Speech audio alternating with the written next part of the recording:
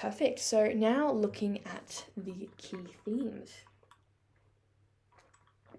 So first up is the dangers of fame. So the film as a whole works to offer, I guess, a critique into the toxicity of the industry. So the illusion that many people are under throughout Sunset Boulevard and just in general, I guess, Wilder's insight into it.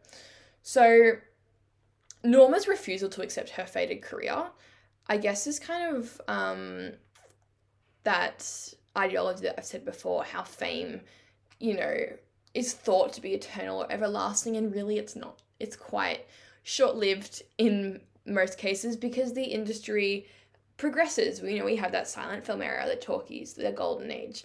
There are different eras, and it's very, very hard to be relevant in all three of those, especially back then. And it also examines Hollywood's obsession with youth. So to make a big comeback, Norma attempted to make herself appear younger through her treatments, which is something we haven't talked about, is the ageism kind of throughout the film today. But she does go through those treatments, and I think Joe notes that there's nothing depressing about being 50 unless you're trying to be 25 or something like that, or something similar to that, which I guess is an insight into the dangers of fame and those really, really tough stereotypes to meet that really burden those people that are in front of the camera, rather than Betty, who's behind. She gets the notes to try and fit in, realizes maybe it's not for her, goes to behind the camera. Okay, so delusion versus reality. Perfect. So, this is seen kind of both within characters and the morality as well as the Hollywood industry. So, within characters, there are characters who lie to themselves, like Joe and Norma. There are characters who lie to others, like Joe and Max, lying to Norma. And then Hollywood as a whole is an industry very much filled with delusion and an illusion, I think, an overall illusion that fame is everlasting, or that, when you make it in Hollywood, that'll be it. And some people, like Betty, can see the reality. But I think this theme as a whole relates to Wilder's kind of overall authorial intent and that notion that fame is everlasting when really it's not.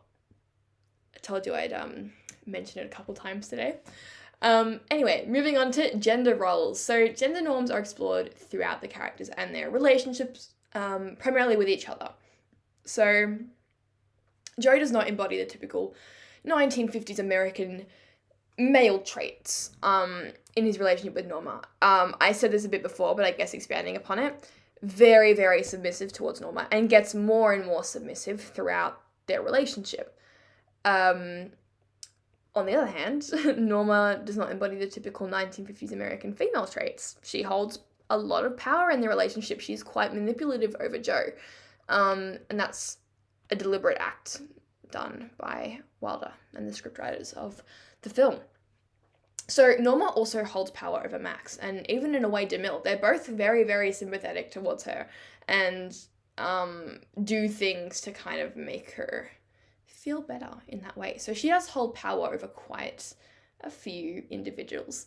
Betty was turned away from an on-screen role due to her nose. So this is, I guess, going into those gendered stereotypes and those beauty standards that are held on both women and men to an extent as well, especially when in front of the camera.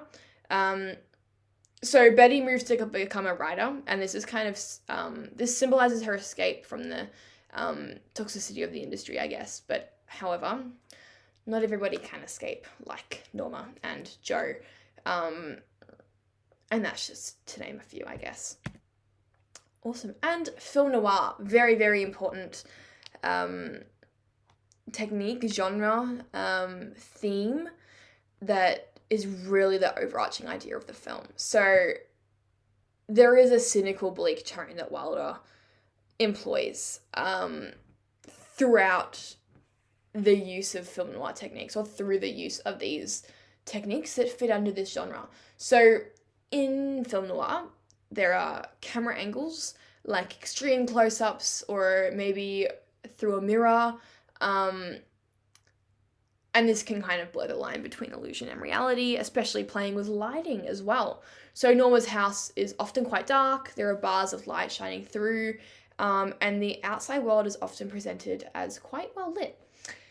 And Wilder often has characters lurking in the shadows to build uncertainty and suspense. So if we go back to this picture of Max kind of lurking in the shadows, we can see how he plays with lighting and height and how close people are to the camera as well, to kind of, I guess, show those values. Perfect. So flashbacks as well. The entire thing really is a recap. It's a flashback of how Joe, what led Joe to his demise. And that's what I said about that kind of sense of inevitability. We know what's going to happen, but the characters don't. And I guess there's some irony in that as well. There is quite a lot of irony in this film, so something that you might be able to pick out through quotes or certain scenes. But no matter how much we think a point in the plot will change the outcome, like Joe taking back his autonomy for a little moment, we know for a fact that Joe ends up dead because the entire film is a recount of what led to his death. So he will, no matter what, die at the end of that kind of recount, if you will. Perfect.